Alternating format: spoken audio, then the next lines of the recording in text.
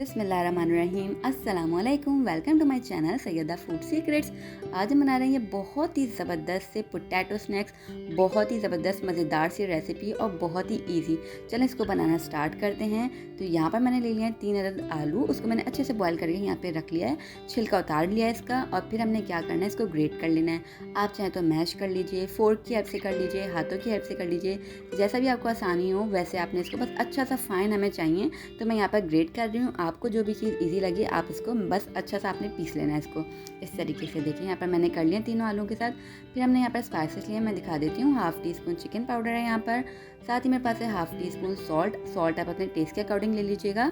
और यहाँ पर मेरे पास है red chilli powder half teaspoon, साथ ही मेरे पास है garlic powder half teaspoon, और यहाँ पर मेरे पास है ब्लैक पेपर, ये भी हाफ़ टी स्पून यूज़ किया है। इन सारी चीज़ों को हमने इसके अंदर शामिल कर देना है। बहुत ही टेस्टी से स्नैक्स बनते हैं और बच्चों को ये बहुत ज़्यादा पसंद आने वाले हैं और इंतहाई क्रिस्पी होते हैं ये। तो यहाँ पर मैं शामिल कर रही हूँ इसके अंदर 2 टेबलस्पून कॉर्नफ्लावर।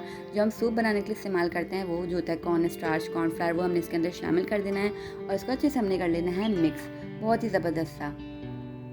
जब कॉर्नफ्लावर कॉर्न स्टार्च हम इसके अंदर शामिल करते हैं तो क्या होता है, आलू के अंदर जो मॉइस्चर होता है वो इसको जो है बैलेंस कर देता है। और जब हम इसको फ्राई करते हैं ना तो ये ऑयल जो है पीते नहीं है। तो ये बहुत ही अच्छे से हमारे जो स्नैक्स बनते हैं ईज़िली बन जाते हैं कॉर्नफ्लावर ऐड करने से। तो यहाँ पर मैंने अच्छा से इसको मिक्स कर लिया है। फिर हमने क्या करना है, जो हमने ये डो प्रिपेयर किया हुआ है इसमें से थोड़ा सा पोर्शन उठा लेंगे हम इस तरीके से।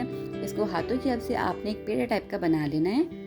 देखिए यहाँ इस तरीके से बना लेना है ताकि ये फाइन हो जाए, बिल्कुल जो है ना इवन हो जाए। आपने ऐसे कर लेना है सिंपल सा। फिर यहाँ पर जिस भी प्लेटफॉर्म में आप बनाने वाले हैं तो उसमें मैं थोड़ा सा ऑयल लगा दूंगी ताकि ग्रीस कर लूँगी इस जगह को।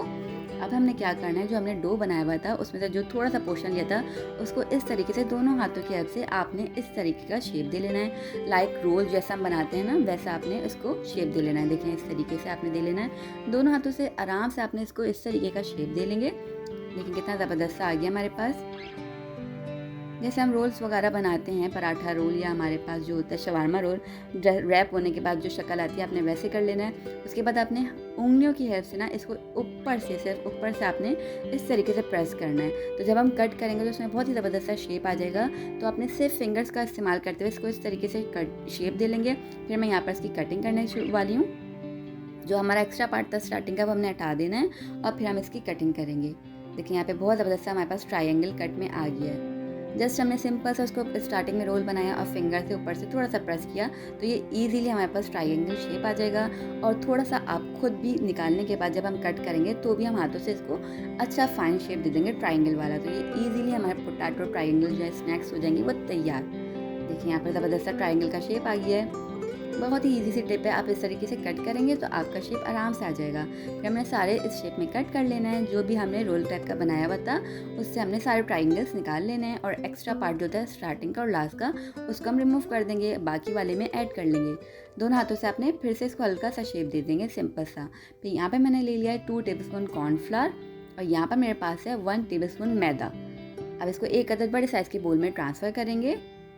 यहाँ पर कॉर्नफ्लावर मैं मिक्स करूँगी इसके अंदर और मैदा शामिल कर दूँगी। दोनों को हमने अच्छे से मिक्स कर लेना है। सिंपल सा ऐड किया और इसको जस्ट सिंपल सा इसको मिक्स करना है। कोई मैं इसके अंदर स्पाइसेस वगैरह ऐड नहीं करूँगी, वो जो हमने उसके अंदर शामिल किए हैं वो काफ़ी इनफ है। बहुत ही ज़बरदस्त सा टेस्ट आ जाएगा। थोड़ा सा पानी शामिल करेंगे इस पॉइंट पे। स्टार्टिंग में हम जब ये बैटर बनाते हैं डिप करने के लिए तो आप थोड़ा पानी शामिल किया करके ना उसको जब अच्छे से मिक्स करेंगे ना तो उसमें गुठलियाँ वगैरह नहीं बनेगी। और अगर हम एकदम से ज़्यादा क्वांटिटी पानी शामिल कर देते हैं तो उससे क्या होता है, बैटर में ना गुठलियाँ बन जाती हैं। तो आप पहले देखें अच्छा सा थोड़ा सा पानी डाल के जब इसको मिक्स करेंगे बहुत ज़बरदस्त सा आपका बैटर तैयार होगा। फिर आप बाकी पानी शामिल कीजिएगा जितना भी आपको नीड हो।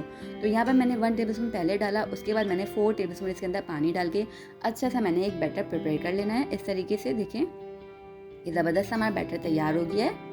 बिल्कुल हमें पतला नहीं चाहिए होगा, बस अच्छा सा। मैंने यहाँ पे 5 टेबलस्पून टोटल पानी डाला और यहाँ पे बैटर तैयार हो गया। फिर यहाँ पर मैंने ले लिया सेवइयाँ और इसको मैं अच्छा सा थोड़ा सा क्रश कर दूँगी दोनों हाथों की हेल्प से। आपने इसको अच्छा सा चूरा चूरा सा कर लेना है, बहुत ही बारीक सा।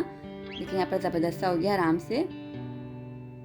इसकी हम करेंगे, जब इसको हम कोट करेंगे तो ये काफ़ी ज़्यादा हमारे जो स्नैक्स होते हैं वो क्रिस्पी होते हैं और काफ़ी घंटों तक जो है वो क्रिस्पी रहते हैं। तो आप इसको आराम से बना के रख सकते हैं, ये काफ़ी देर तक ये क्रिस्पी रहते हैं। और इसकी जो डबल कोटिंग होती है, लाइक हमने किया हुआ है मैदा और कॉर्नफ्लोर में पहले डिप करेंगे और फिर इसमें, तो ये इंतहाई क्रिस्पी, एक्स्ट्रा क्रिस्पी इसकी लेयर्स होती हैं और ये बहुत ही ज़बरदस्त से ये स्नैक्स तैयार होते हैं।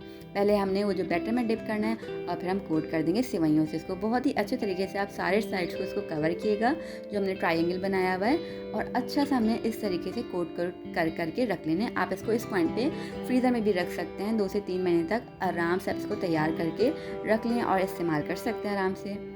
जब दिल चाहे आप इसको फ्राई करें, एंजॉय करें इस रेसिपी को। बस देखिए अच्छे से हमने कोट करके, यहाँ पे मैं दिखा दूँ, ये देखिए पूरा इवन हमने कोट किया, बस जितने भी इसके साइड से अच्छे से घुमा घुमा के आपने कोट कर लेना है और बाकी सारों की भी कोटिंग हम ऐसे ही कर लेंगे। देखिए यहाँ पे मैंने सारे तैयार कर लिए हैं।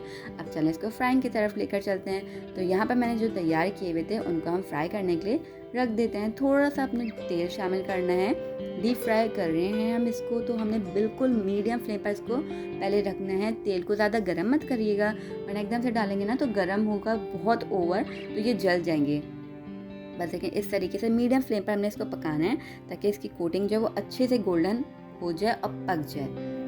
बस देखिए यहाँ पर अच्छे से गोल्डन हो जाएंगे तो हम इसे निकाल लेंगे। सिंपल यहाँ पे हमारे अच्छे से फ्राई हो गए हैं। एकदम से गरम तेल में मत डालिएगा और बिल्कुल हाई फ्लेम पे मत रखिएगा, वरना जो हमारी सेवइयाँ हैं वो बहुत जल जाएंगी और अंदर से ये कच्चे रह जाएंगी। जो हमारी एक और कोटिंग जो हमने की है वो फुल डन नहीं हो पाएगी। देखिए यहाँ पे कितना खूबसूरत सा कलर आया और ये अच्छे से फ्राई हुए हैं। तो आप भी बिल्कुल मीडियम फ्लेम पर और बहुत ही हल्के तेल में इसको डालिएगा और ये ज़बरदस्त से हमारे तैयार हो जाएंगे। और बिल्कुल आप बेफिक्र रहिएगा, ये तेल वगैरह जो है नहीं पिए हुए होंगे। तो ये इस रेसिपी को ज़रूर ट्राई किएगा, मुझे अपना फीडबैक ज़रूर दिएगा।